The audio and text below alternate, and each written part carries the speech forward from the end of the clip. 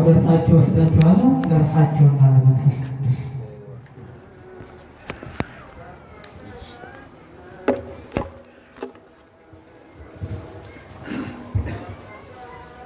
እጃችንን ለትምህርተ መስቀል እናዘጋጅ።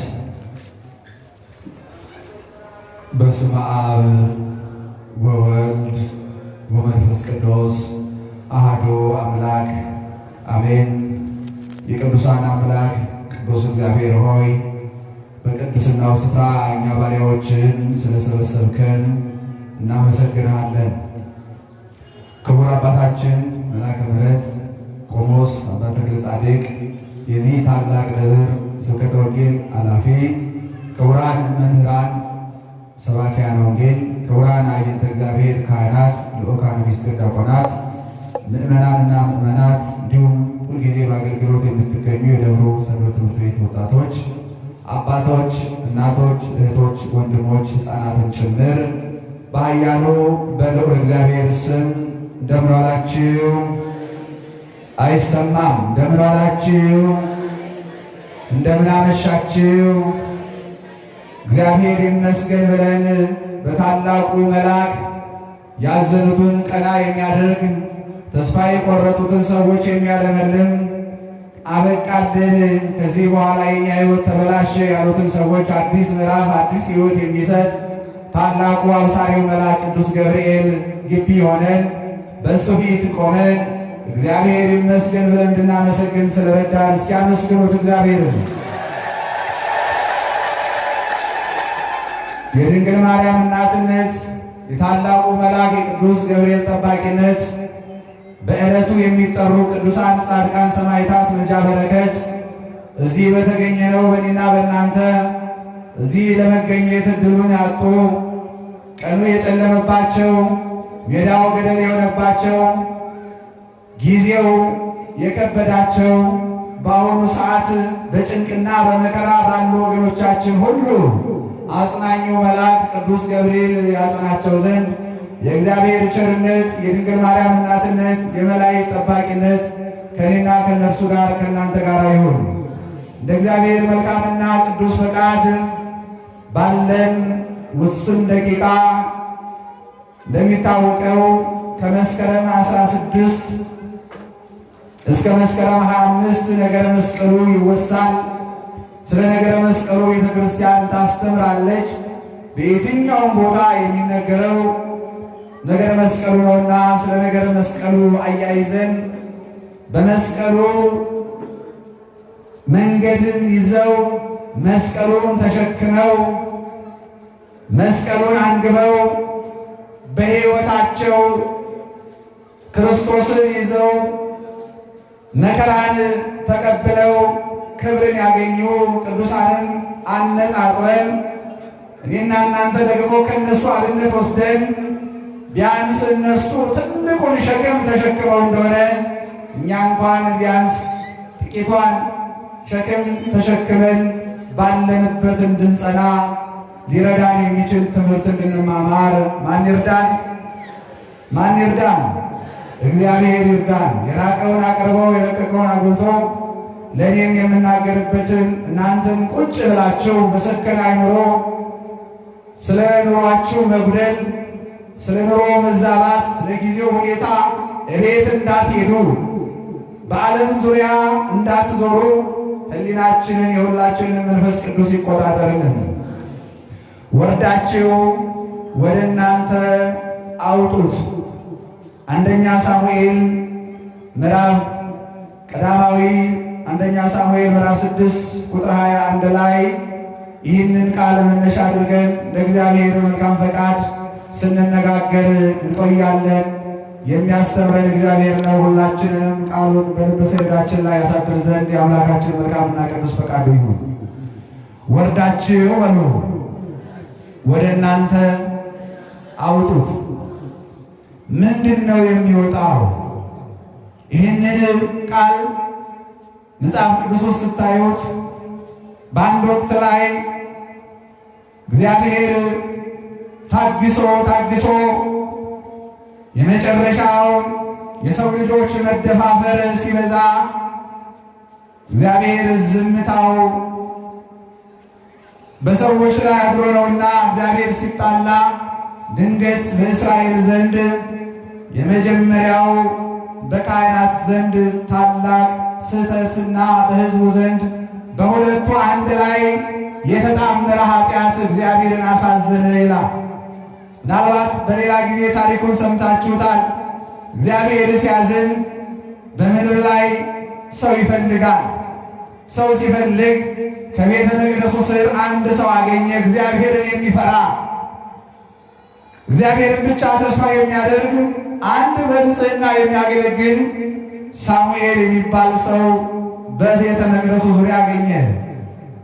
ወደ ሌሎቹ ሲመለከት ከአገልጋዩም እስከ ሕዝቡ እግዚአብሔርን የሚፈራ ጠፋ። እግዚአብሔርን የሚዳፈር እንጂ እግዚአብሔርን የሚያሳዝን እንጂ እግዚአብሔርን የሚያስደስት ጠፋ ይላል። በዓለምም ላይ በቤተ መቅደስም ላይ እግዚአብሔርን መፍራት ሲጠፋ፣ በተለይም በታቦተ ጽዮን በታቦቱ ሕግ እግዚአብሔር የሚያዝንበት ኃጢአት ተሰራ። በዚህም ሰዓት ታዲያ እግዚአብሔር ወደ ወደደ ወደ ሳሙኤል ድምፅ ላከ። ሳሙኤል ሳሙኤል ብሎ ተጣራ። እግዚአብሔር ይጣራ። ሲጣራ ግን እግዚአብሔር የሚያደርገውን የተናገረውን የማይቀር መሆኑን ተናገረ። ከዚህ በኋላ አለ 3 ጊዜ ተጣርቶ ተናገር ባሪያ ይሰማል አለ ሳሙኤል። ለጊዜው ሰው የጠራው ነበር የመሰለው፣ ኤሊ የጠራው ነበር የመሰለው። ወደ ኤሊ የሄደ 3 ጊዜ አባቴ ለምን ጠራኝ? ኧረ እኔ አልጠራሁም፣ በሌሊት ጠርቼ አውቃለሁ ልጅ አለ። እንግዲያው 3 ጊዜ ከሆነ የእግዚአብሔር ይሆናል። ይህ ጥሪ እኛ በሕይወታችን ገጥሞን አናውቅም። ለአንተ የመጣ ጥሪ ይሆናል። ይሰማል ባሪያ ተናገር በለው አለው ኤሊ። ሳሙኤልም 3ኛውን ጥሪ ባሪያ ይሰማል ተናገር። እንግዲያውስ ከዚህ በኋላ ክንዴን እዘረጋለሁ፣ የዚህ ሕዝብ ኃጢአት በመሥዋዕት የማይሰራይ ነው። የኤሊ ኃጢአት የኤሊና የቤተሰቡ የሕዝቡ ኃጢአት በመሥዋዕት የማይሰረይ ነውና ከእንግዲህ በኋላ መባ ቢያመጣ መሥዋዕት ቢያቀርብልኝ የኤሊን ኃጢአት ይቅር አልልም አለ እግዚአብሔር። በቃ ወሰነ እግዚአብሔር። ወዲያው ያልጠበቁት ኃጢአት ሰርተዋልና ድንገት እግዚአብሔር ጠላት አስነሳ። ያልጠበቋቸው እስከ ዛሬ የሚንቋቸው ሰዎች ድንገት ኢሎፍላውያን ብድግ አሉና ከተማቸውን ወረሩ። ኃይላቸው እግዚአብሔር ነው ከዚያ ቀድሞ። ስለዚህ ኃይላችንን ሳይዙ ቀድመው 4000 ሰዎች ድንበር ሄዱ፣ ተዋጉ። 4000ውም ሳይመለስ ቀረ። 4000 እስራኤላውያን አለቁ። ሁለተኛ ዙር ታቦተ ጽዮንን ይዘን 30,000 ሰው አሰልፈን ጠላቶቻችንን እንግጠማቸው ብለው ሄዱ እስራኤል። ለጊዜው ታቦተ ጽዮን ይዘው ሄዱ። እልል ሲሉ ሕዝቡ ጠላት ደነገጠ ይላል። እልልታ አንድ ጠላት የሚደነግጥበት ነው። ደነገጡ። ጠላቶቻችን እስራኤላውያን ዛሬ ኃይል አግኝተው መጡ፣ አምላካቸውን ይዘው መጡ፣ ፈራን አሉ ጠላት። ነገር ግን የእግዚአብሔር ፈቃድ የኃጢአታቸው ብዛት ስለነበረ ተደፋፈሩና 30,000 እስራኤላውያን ተማረኩ፣ ተገደሉ። ታቦተ ጽዮንም ተማረከች። እነዚያ በእግዚአብሔር ፊት የተደፋፈሩትም ካህናት እዚያው በጦር ሜዳ ሞቱ።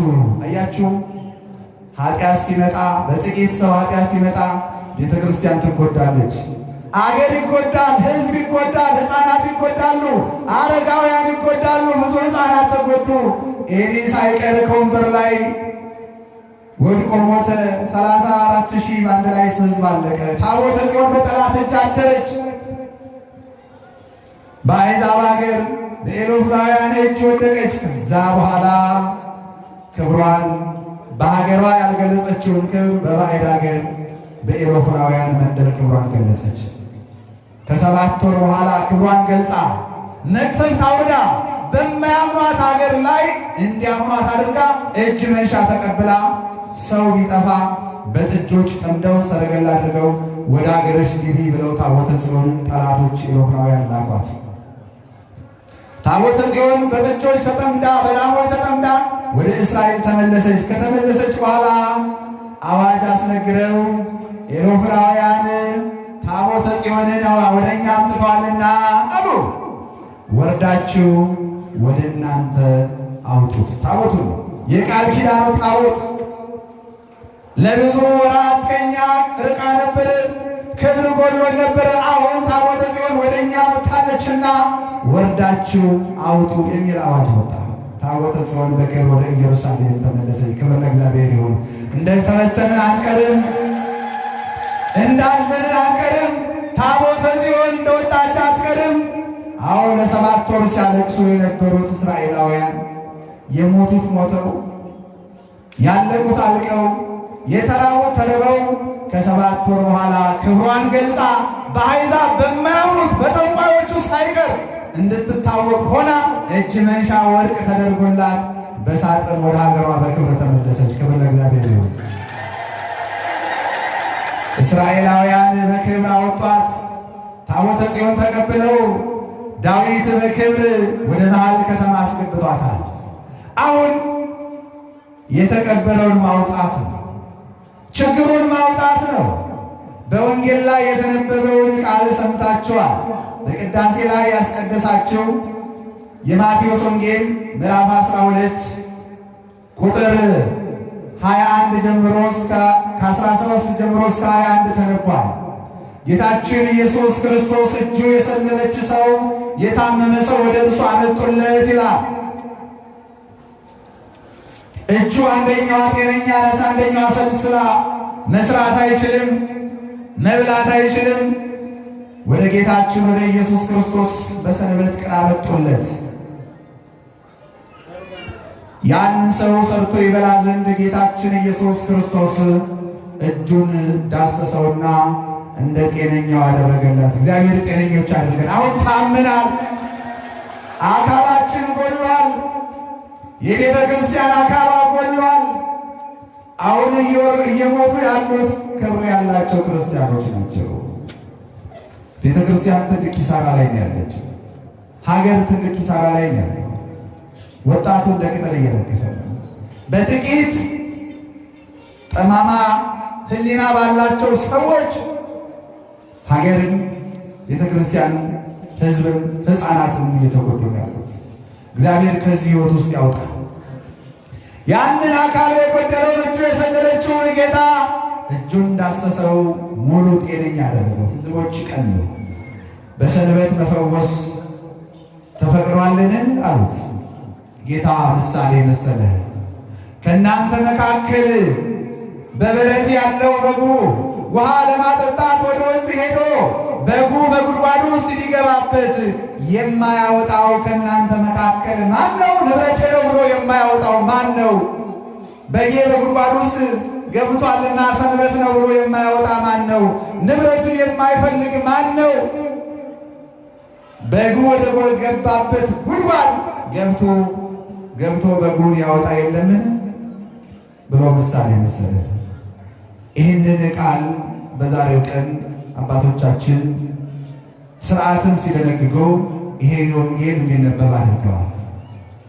ለምን ጉድጓድ የሚለውን ቃል ተፈለገ? በዚህ ቀን ለምን ይሄ ቃል ተነገረ ስንል ወንጌልን አንግቦ መስቀልን ተሸክሞ በዓለም ዙሪያ እውነትን የተናገረ አንድ የቤተ ክርስቲያን አባት አለ። ስለ ነገረ መስቀሉ ሲመሰክር በአደባባይ የተገረፈ ሰው አለ። እመድ ውእቱ በኀበ ኵላን ወለነሰለለልህን ኃይለ እግዚአብሔር ውእቱ። ለሚጠፉት ሰዎች ለነሱ ሞኝነት ነው፣ ለእኛ ለምንን ግን መስቀሉ የማን ኃይል ነው? የእግዚአብሔር ኃይል ነው። መስቀል ኃይላችን ነው። መስቀል ቤዛችን ነው። መስቀል መዳኛችን ነው። ክርስቶስ የተሰዋበት የቃል ኪዳን ሰነድ የተቀመጠበት ነው መስቀል በቤተ ክርስቲያን ሁለመናዋ ነው። ድንግል ማርያም የሌለችበት መስቀል የሌለበት ቤተ ክርስቲያን አይደለም። ሁሉ ከመስቀል ጋር የተያያዘ ነው። ድንግል ማርያም የሌለችበት ለሁለቱ የተለየ ክብር አለ። ከፍጡራን በላይ ከፈጣሪ በታች ልዩ ክብር ያላት ድንግል ማርያም ክርስቶስ ማደሪያ ሆናለች። ከሥጋዋ ሥጋ ከነፍሷ ነፍስ ነስቶ 9 ወር በማኅፀኗ ከተማ አድርጎ ኖሮባታል። ድንግል ታጸንን ርእሳ መንገለ ከርሳ ወተሰምዕ ቅዳሴ መላእክት።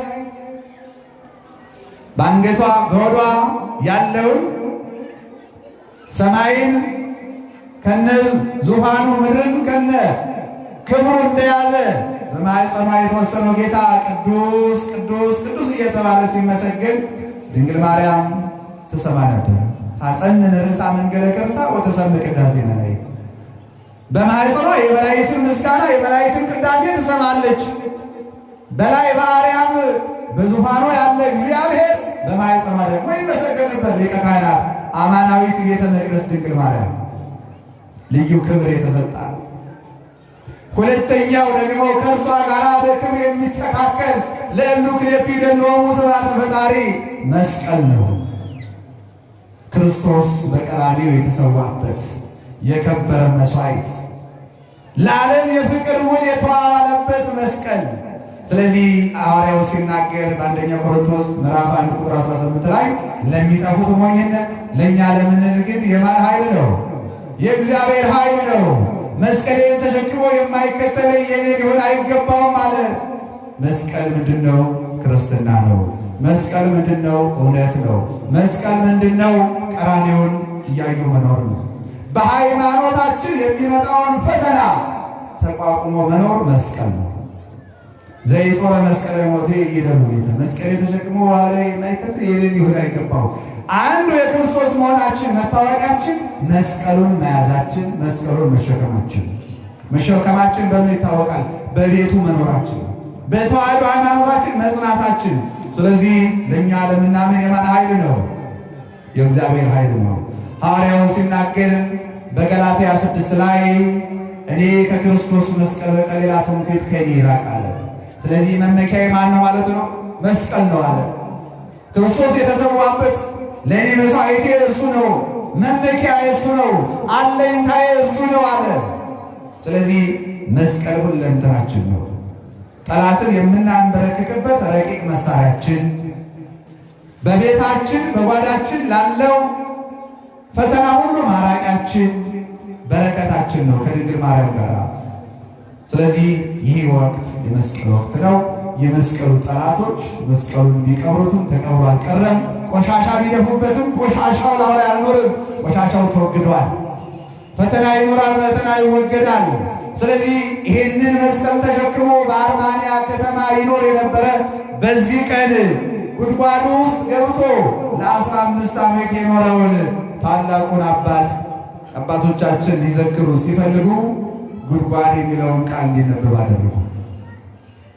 ማን ነው ይሄ አባት? ታላቁ አባት የመንጋው መሪ ታላቁ ጎርጎርዮስ ነው። የአርማንያው ጎርጎርዮስ በዘመኑ ጨካኝ አላዊ ንጉሥ ጣዖት አቁሞ ለጣዖት ካልሰገዳችሁ፣ መሥዋዕት ካላቀረባችሁ ከፍ ብላችሁ አንገታችሁን ዝቅ ብለው ራሳችሁ ይቆረጣል፣ መከራ ስቃይ ይደርስባችኋል ብሎ አዋጅ አሳወጀ። በዛን ዘመን ታዲያ የእምነት አርበኛ የሆነው ታላቁ ጎርጎርዮስ በአደባባይ ላይ መስቀሉን ይዞ እኔ መንጋው እረኛ ነኝ፣ እኔ መንጋው ጠባቂ ነኝ፣ እኔ ስለ ጣዖት አልሰዋም፣ ከመስቀል በቀር ትምክህት ከኔ ይራቅ። አለኝታዬ መስቀሉ ነው፣ አለኝታዬ ክርስቶስ ነው። ከመስቀሉ በቀር ሌላ መመኪያ የለኝም፣ ለሌላ አልሰግድም አለ። የጸጋ ስግደት ለመስቀል እሰግዳለሁ። በመስቀሉ ላይ የተሰቀለው ጌታ ኢየሱስ ክርስቶስ አምላኬ ነው አለ። ይህ ነው ትምክህት፣ ይህ ነው እምነት፣ ይህ ነው ጽናት። ይህንን መናገር መስቀል ነው። በዚህ ውስጥ መኖር፣ በዚህ ውስጥ ማለፍ መስቀልን ተሸክሞ ቀራንዮ መጓዝ ነው። በዚህ ጉዞ ውስጥ ታዲያ ታላቁ ጎርጎርዮስ በሃይማኖቱ በአደባባይ ሲናገር በክርስቲያኖች ላይ ግፍ ተሰራ። ያ ግፍ ተደግሟል ዛሬ በዘመናችን። በተለያየ ጊዜ ግፍ መከራ ይደርሳል። በዚያን ዘመን የነበረው መከራ በክርስቲያኖች ላይ የጸና ነበረ። በዚያን ዘመን ታዲያ ከወጣቶቹ መካከል አንደኛዋ ወጣት በዚህ ቦታ ልዩ ክብር ያላት እናታችን ቅድስት አርሴማ ናት። በዚህ አባት እግር ስር ሆና ወንጌል የምትማረው አርማንያዋ ወጣት ቅድስት አርሴማ ከአባታችን ከጎርጎርዮስ እግር ስር ሆና ከምትማረው አንዷ እርሷ ናት። ስለዚህ እርሱ በሃይማኖቱ ጸንቶ በአደባባይ ንጉሥ ድርጣድስን ሲገስጽ በጅራፍ ተገረፈ፣ በእሳት ተቃጠለ። ከኔ ጋር ናችሁ? አሁንም በሃይማኖቱ ጸና።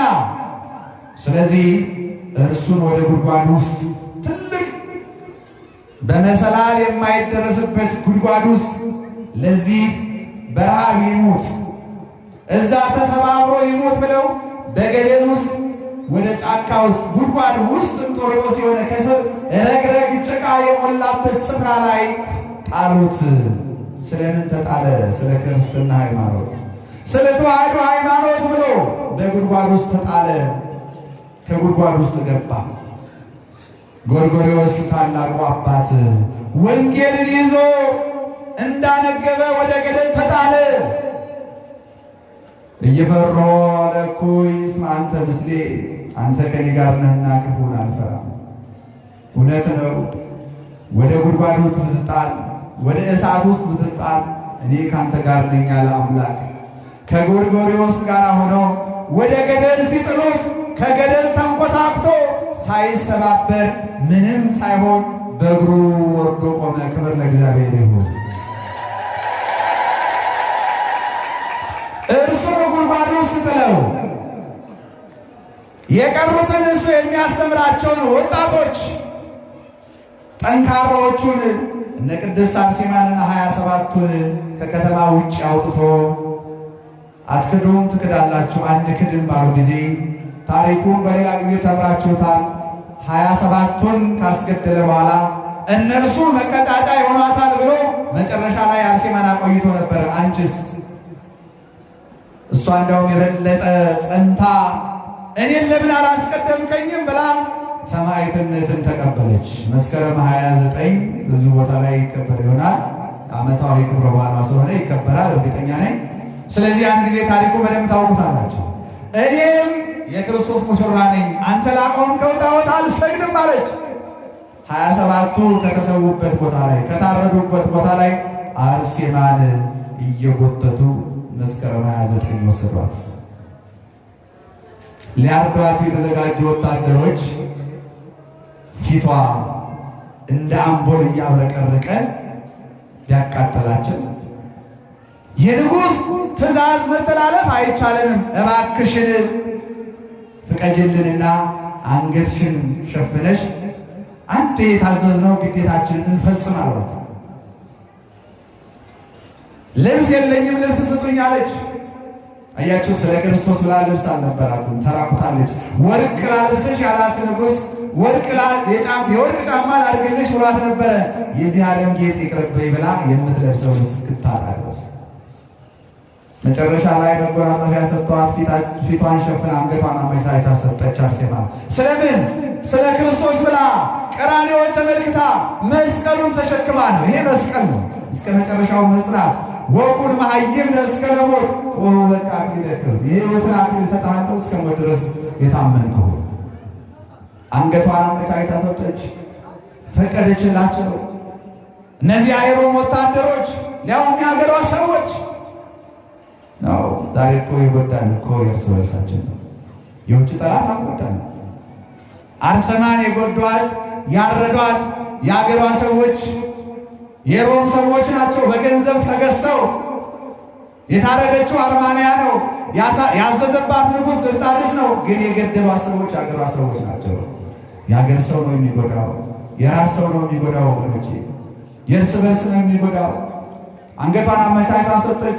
መስከረም 27 አንገቷን ሰጠች። ከአንገቷ ማር ወተት ፈሰሰ። ክብር ለቅድስት አርሴማ ይሁን።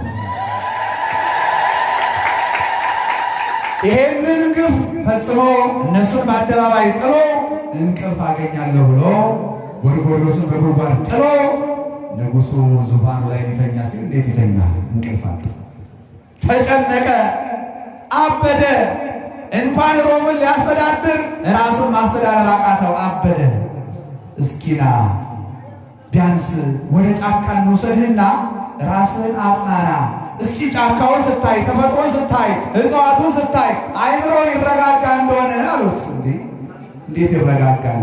ጎርጎርዮስን ጉድጓድ ጥሎ እነዚያን ሁሉ ክርስቲያኖች አሳርዶ እንዴት አይምሮ ያርፋሉ? ወገኖቼ ዛሬ አይምሯቸው የሚያርፉ ሰዎች ይኖሩ ይሆን? ያን ጊዜ ከመሆኑ አስቀድሞ እንደሚሆን አባቶቻችን ነግረውን ነበረ። ችግሩ እንደሚመጣ፣ ረሃቡ እንደሚመጣ፣ ጦርነቱ እንደሚመጣ፣ አንበጣው እንደሚመጣ እውነተኞች አባቶች ተናግረው ነበረ። የሚሰማ ትውልድ ጠፋ። ውሸተኞች በዙ። ሚዲያውንም ውሸተኞች ሞሉት። የእውነተኞቹ ቃል አንዳንድ አባቶች የተናገሩትን ማን ይስማ? የተናገሩት ግን ጠባላል። ከመሆኑ አስቀድሞ ከውጭው በሽታው ከመምጣቱ ወረርሽኙ ከመምጣቱ በፊት ስለመምጣቱ በ2012 የተናገሩ ታላላቅ አባቶች በረሃኞቹ ሲሆን ነው ያመናቸው፣ ሳይሆንም አልተቀበልናቸው። ስለዚህ እንቅልፍ አጣ፣ ጫካ ወሰዱት። ጫካ ሲወስዱት የባሰ እንደ እሪያ ጥፍር አውጥቶ ሰው የመሆኑ መልኩ ተቀይሮ ጫካ ገብቶ የራሱን ሰዎች መብላት ጀመረ። መጀመሪያ የራሱን ስጋ በላ። ከዛ አብረውት ያሉትም በቤተ መንግስት ያሉትን መብላት ጀመረ። አያችሁ፣ የሰው ግፍ እዚህ ደረጃ ደርሳል። ከዚህ በኋላ አንዱ አጭው መቼም እኮ ሰው አይጠፋም በከተማ ከቤተ መንግስት ዘመድ የምትሆን አንዲት ሰው ከደም ውስጥ ያልገባች በእጇ ያልተሳተፈች ይሁን ብላ ያልተስማማች አንዲት ሴት ሌሊት ራእይ አየች። ምን አይነት ራእይ? ከተማዋ ለመረጋጋት ከተማዋ ከቤተ መንግስት ጀምሮ ከተማዋ ተረብሻለች። መንግስት አጥተዋል። ንጉሱ ድርጣድስ አብሮ እሪያ ሆኗል። ጥፍር አውጥቷል። የገዛ ስጋውን በልቶ ዘመዶቹን በልቷል። ስለዚህ ቤተ መንግስቱ ባዶ ሆኗል። ከተማዋ ታምሳለች። ይሄ ውከት ውስጥ እያለ ጎርጎርዮስ እዛ ጉድጓድ ውስጥ ተጥሏል። የሚገርማችሁ እግዚአብሔር ቸር ነው፣ እግዚአብሔር መጋቢ ነው። አንዲት ድሃ ሴት ይላል ማታ ማታ ሲጨልም አንዳንድ ቂጣ እየጋገረች በገደሉ ላይ ተወረውራለች። የእግዚአብሔር መልአክ ቅዱስ ገብርኤል በራእይ እግዚአብሔርን አምሮ መስቀል ተሸክሞ ከጉድጓድ ውስጥ ወድቆ ቆሞ የሚለምን ታላቅ አባት ጎርጎርዮስ አለ። ለማንም ሳትናገሪ ማታ ሲመሽ አንዳንድ ቂጣ ጋግረሽ ጣይለት የተባለች አንዲት ድሃ ታዘዘች። እግዚአብሔር ይመስገን። ያቺ ድሃ ማታ ሲመሽ አንዳንድ ቂጣ እየጋገረች ከገደሉ ላይ ትጥለታለች። ጎርጎርዮስ ቀን ከሌሊት ቆሞ ለአርማንያ ሰዎች ይጸልያል፣ ለክርስቲያኖች ይጸልያል። እነሱ ረስተውታል። እርሱ እየጸለየ እላው ላይ ልብሱ አልቆ 15 ዓመት ቆሟል ሳይቀመጥ ጭቃ ላይ። ያቺ ድሃ እየመገበችው ከአላት ላይ ያካፈለችው 15 ዓመት ሆኗል። በዛሬው ቀን ሌሊት ራእይ አየች። ምን አይነት ራእይ? ከተማዋ ታምሳለች። ህዝቡ ተጨንቋል። ከዚህ ጭንቀት የምትወጡት ጉድጓዱ ውስጥ የጣላችሁትን ጎርጎርዮስን ካወጣችሁ ነው የሚል ራእይ አለች። ከኔ ጋር ናቸው። ከስንት ዓመት በኋላ? ከ15 ዓመት በኋላ እዛ ጋር እና አርሴማ 27ቱን ቀባሪ አጥተው ሜዳ ላይ ተጥሏቸዋል። እግዚአብሔር በሰማይ አዕዋፍ እንዳይበላቸው፣ በምድር አራዊት እንዳይነካቸው ዙሪያቸውን በእሳት ከልሎታል። ለ15 ዓመት ወፍ ዝር አይልም። በእሳት ተከቧል። ጎርጎርዮስ ጉድጓድ ውስጥ ተጥሎ ይጸል። በዚህ ውስጥ ህይወት ውስጥ እያለ ነው ራእይ ያየችው። ደነገጠች። ጎርጎርዮስን ከጉድጓድ ካላወጣችሁ ከተማችሁ አትረጋጋም፣ ንጉሳችሁም አይምሮ አይመለስለትም የሚል ራእይ አሰማች። ጠዋት ስትነቃ እንዲህ አይነት ራእይ አየሁ አለች። ጎርጎርዮስ የሚባል የቱ ነው? የዛሬ 15 ዓመት ጫካ የጣለው በሕይወት ይኖራል? ኧረ አይኖርም። እስኪ ለማንኛውም እስኪ እንሂድ። ከገደሉ አፋፍ ላይ ሲያዩት እላው ላይ ልብሱ አልቆ ቆሞ ይጸልያል። ክብር ለመድኃኔዓለም ይሁን። እንዲህ ነው እግዚአብሔርን ያመነ ሰው አይሞትም። እግዚአብሔርን ያመነ ሰው አይጠፋም። መከራ ግን አለ፣ መራብ አለ፣ መጠማት አለ፣ መሰደድ አለ። ሳቂዎች ተሳላቂዎች ይኖራሉ። አንዳንድ ጊዜ እንደው ሰዎች በአንድ ወቅት ላይ ልክ መስከረም 17 መስቀሉን ለማክበር ለመስገድ ክርስቲያኖች ነጭ ለብሰው ሲሄዱ ሳምራውያን ተሰባሰቡና መንገድ ላይ አንተ ክርስቲያኖች እንደው ለእንጨት ትሰግዳላችሁ፣ ለእንጨት ትንበረከካላችሁ፣ ለእንጨት ክብር ትሰጣላችሁ ብሎ አንዱ አንደበት አውጥቶ ይስሐቅ የሚባል ተናገረ። አብሯቸው ጉባኤውን አዘጋጅቶ ወደ ክብረ በዓሉ የሚሄደው ዶኪስ የሚባል ቄስ ነው። ታው ክፉ ነገር አትናገር፣ በሃይማኖታችን አትግባ። እኛ ለእንጨት አይደለም የምንሰግደው፣ በእንጨቱ ላይ የክርስቶስ ደም ተሰውቶበታል፣ ሥጋው ተቆርሶበታል፣ ልዩ ክብር እናገኝበታለን። እውነት ልዩ ክብር ካላችሁ በውሃ ጥም ትሞታላችሁ፣ ውሃ ጠምቷችሁ ትጨነቃላችሁ። የእናንተ አምላክ እውነት አዳኝ ከሆነ በውሃ ጥም ከምትሞቱ በዚህ መንገድ ላይ ያለውን የጉድጓዱን ውሃ እስኪ ለውጣችሁ ጠጡት አለ ያ ሳምራዊ። ያ ውሃ ደግሞ የሸተተ ውሃ ነው። ያ ውሃ ደግሞ የገማ ውሃ ነው፣ የረጋ ውሃ ነው። ክርስቲያኖች ደግሞ ሌሊት ተቀን መስቀሉን ለማክበር ወደ ኢየሩሳሌም ሲሄዱ በውሃ ጥም ሞተዋል። ያ ሳምራዊ ለንግድ ነው የሚሄደው አምሯቸው፣ እሱ ደግሞ በጎዳ ውሃ ይዟል፣ ንጹህ ውሃ። ከኔ ውሃማ አልሰጣችሁም፣ እውነት የእናንተ አምላክ ታሪክ የሚያደርግ ከሆነ ይሄንን ውሃ እስኪ ለውጣችሁ ጠጡት አላቸው። አውሯቸው ካህን አለ፣ የምናመልከው አምላክ አያሳፍረን ብሎ ወደ ምስራቅ ዞሮ ውሃው ላይ ቆመና ገማ ውሃ ላይ ቆመ። በስመ አብ ወወልድ ወመንፈስ ቅዱስ አለና አሐዱ አብ ቅዱስ አሐዱ ወልድ ቅዱስ አሐዱ ውእቱ መንፈስ ቅዱስ ብሎ ያንን የረጋ ውሃ የጠቆረ ውሃ ሲባርከው ከለሩ የውሃ ከለር ያዘ። ራሱ በእፍኙ ዝግን አደረገና ሲቀምሰው መራራ የነበረው ጣፋጭ ሆነ። ክብር ለመድኃኒዓለም ይሁን።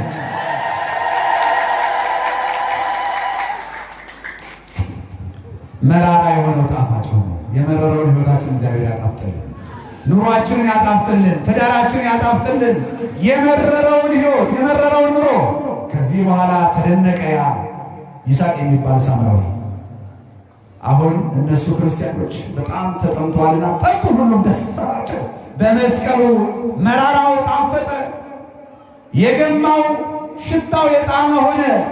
እንደ ቃና ዘገሊላ ውሃው ወደ ወይን እንደተቀየረ ጣፋጭ እንደሆነ ይሄ ደግሞ በመስቀሉ ሲባርኩት የገማው የሸተተ ውሃ ጣፋጭ ሆኖ ክርስቲያኖች ሁሉ ደስ ብሏቸው ጠጥተው ጉዟቸውን ቀጠሉ። ያ ሳምራዊ ደግሞ ኮዳ ስላለችው በኮዳ የያዛትን ውሃ ሊጠጣ ትንሽ ከተጓዘ በኋላ ሲከፍተው ትንተልቶ ውሃው እኮ ሸቶ እንዴ! የክርስቲያኖች የገማውን ውሃ ጠጡ፣ የኔ ደግሞ ንጹሕ የያዝኩት ኮዳ የሸተተ። ኧረ አንተ የክርስቲያን አባት ቄስ እባክህ ይህንን ውሃ ለውጥልኝ። አይ በእኔ አምላክ ታመልካለህ? ቅድም ስትሳለቅ ስትስቅ አልነበረም? የእናንተ አምላክ እውነተኛ ከሆነ እስኪ ይህንን ለውጡ ስትል ሲለወጥ አይተሃል። እኔ ይህንን የገማውን አለ የእኛን ካመልክ የለወጡት ውሃ ጠጣለሁ አምኛለሁ አለና ያንን የላቀውን ውሃ ጠጣ፣ ጣፈጠው ይላል። ክብር ለመድኃኒዓለም ይሁን። እንዲህ ነው አባቶቻችን በመስቀሉ ታሪክ ያደረጉት። ያ የገማው የያዘውን ገማው በንጹሕ የያዘውን የጎዳውን ጥሎ የክርስቲያኖች በመስቀል የተባረከውን ውሃ ጠጥቶ ከነመላ ቤተሰቡ ክርስቲያን ሆነ። ክብር ለመድኃኒዓለም ይሁን ነው። ስለዚህም ወደ ጎርጎርዮስ ስንመለስና ሲያዩት ሞቷል ብለው ሲያዩት ቆሞ እጁን ዘርግቶ ይጸልያል። በጣም ተገረሙ። ለካ የክርስቲያኖች አምላክ እንዲህ ነው አሉ። ረጅም መጫኛ ገመድ ላኩና እባክህን አንተ የእግዚአብሔር ሰው ጎርጎርዮስ ሆይ በእኛ ወገን በአንዲት ድሃ ምስኪን ሴት ሕልም አይተናልና ያላንተ ከተማችን አትረጋጋምና 15 ዓመት ትኑር ትሙት እኛ አላወቅንም፣ በድለናል፣ አጥፍተናል። ለአንዴና ለመጨረሻ በምታምለው አምላክ አምነናል። ይሄንን መጫኛ ገመድ ይዘህ ውጣልን አሉት። ውጣልን እባክህ ከጣልንበት ጉድጓድ ውስጥ ውጣልን፣ አንተ ወጥተህ ካልጸለይክልን ሰላም አናገኝም አሉት። በዚህም ሰዓት ወደ ታች የሰደዱለትን ገመድ ይዞ ጎርጎርዮስ ወደ ላይ ወጣ፣ ወደ ሜዳ ወጣ። ክብር ለእግዚአብሔር ይሁን። እውነት ነው። ስለ ክርስቶስ ብሎ ስለ መስቀል ብሎ 15 ዓመት ብሎ ጭቃ ላይ ቆሟል። 15 ዓመት ብሎ ጉድጓድ ላይ ቆሟል። ግን አልሞተም። ማን ስለጠበቀው? እግዚአብሔር ይጠብቀን። በጭንቅ ያሉትን ወገኖቻችን እግዚአብሔር ይጠብቃቸው። በረሃብ ውስጥ ያሉትን፣ በጦር ሜዳ ያሉትን እግዚአብሔር ይጠብቃቸው። ስለዚህ ልብሱ ላዩ ላይ አልቋልና ገላውን ታጥቦ ልብስ ቀየሩለት። ከዚህ በኋላ እህል አልበላም አለ ጎርጎርዮስ። እነዚያን በግፍ የገደላቸዋቸውን 27ቱንና ዋናዋን መሪዋን ድንግሏን ንጽሕቷን አርሴማን አስከሬን የት ነው የጣላችሁት? ሳላያቸው አልበላም አለ። ሲያያቸው ሜዳ ላይ ተጥለዋል። ግን አሞራ አልበላቸውም፣ አውሬም አልነካቸውም። በሉ ከተማችሁ እንድትረጋጋ ንጉሳችሁም እንዲድን ከፈለጋችሁ የክብር ልብስ አምጥታችሁ በክብር ገንዘን በወርቅ ሳጥን አድርገን 27ቱን በክብር እንገንዘን እንቅበር አለ። ከዛ በኋላ በክብር አንስተው እነ ቅድስት አርሴማን ሌሎቹንም አድርገው በክብር ከቀበሩ በኋላ ንጉሡ አይምሮውን አጥቷል፣ እሪያ ሆኗል፣ እንስሳ ሆኗል። መናገር አይችልም። ጎርጎርዮስ ቀረበና ባድንህ በእኔ አምላክ ታምናለህ አለው። መናገር አይችልም። ራሱን ነቀነቀና አዎን እንደማለት ነቀነቀ። በዚህም ሰዓት ጸሎት አድርጎ መስቀሉን ተሸክማ ስለሞተችው ስለ አርሴማና ስለ 27ቱ ብለህ አምላክ በቀራንዮ የተሰቀልከው አምላክ ሆይ ቀጥተዋል፣ 15 ዓመት ሙሉ ቀጥተዋል፣ አይምሮውን ወደ እንስሳ ለውጠዋል። ዛሬ ግን የሰው አይምሮ ስጠው ብሎ ጸለየ። ይችን ከተማ ታረቃት ብሎ ጸለየ። ከዚህ መከራ ውስጥ አውጣቸው ማራቸው ብሎ ጸለየ። እግዚአብሔርም ልመናውን ሰምቶ ወዲያው እሪያ የሆነውን ንጉሥ ለምልክት እግሩ ላይ ብቻ ጥፍሩን የእሪያ ጥፍር አውጥቷልና እንዳይረሳ የትላንትናውን። ምክንያቱም ወደ ቤተ መንግሥት ሲመለስ ትላንትና ቤተ ክርስቲያን የነበሩ ሰዎች ዛሬ ቤተ ክርስቲያን ረስተዋታል። ክርስትና የተነሱባትን፣ ልጅነት ያገኙባትን፣ ገንዘብ ያገኙባትን፣ ሀብት ያገኙባትን ቤተ ክርስቲያን የነቀሱ ሰዎች አሉ። ስለዚህ ነገ ደግሞ ሊረሳ ይችላል ብሎ ጥፍሩ ላይ ብቻ ምልክት አስቀርቶ ይላል። ሌላውን አካሉን አስተካከለለት አባ ጎርጎርዮስ። ክብር ለእግዚአብሔር ይሁን። እንዲህ ነው ለመጀመሪያ በአርማንያ ከተማ ክርስትና እንድትስፋፋ ምክንያት የሆነው የጎርጎርዮስ ከጉድጓድ ውስጥ መውጣቱ። ስለዚህ ከጉድጓድ ውስጥ የወጣውን ማውጣት ያስፈልጋል። ክፋትን ከውስጣችን እናውጣ። ጭካኔን ከውስጣችን እናውጣ። መለያየትን፣ ዘረኝነትን ከውስጣችን እናውጣ። እግዚአብሔር ወደ ውስጣችን እንዲገባ ክፋትን እናውጣ፣ ኃጢአትን እናውጣ፣ መለያየትን ከእኛ እናርቅ። ጎርጎርዮስ ወጣ፣ ጸለየ። ከቤተ መንግሥት ጀምሮ የነበረውን ችግር እግዚአብሔር ሆይ በቃ በለን አለ። እግዚአብሔር በቃ ይበልን ሀገራችንን።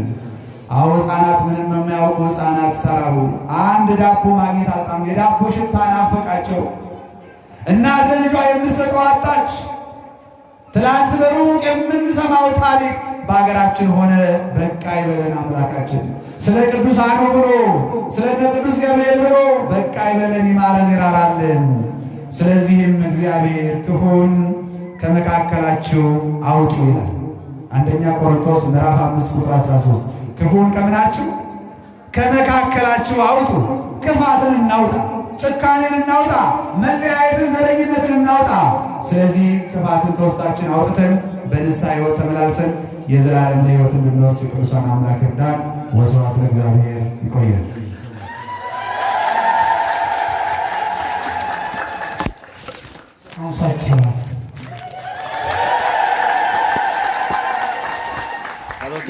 አሜን አሜን።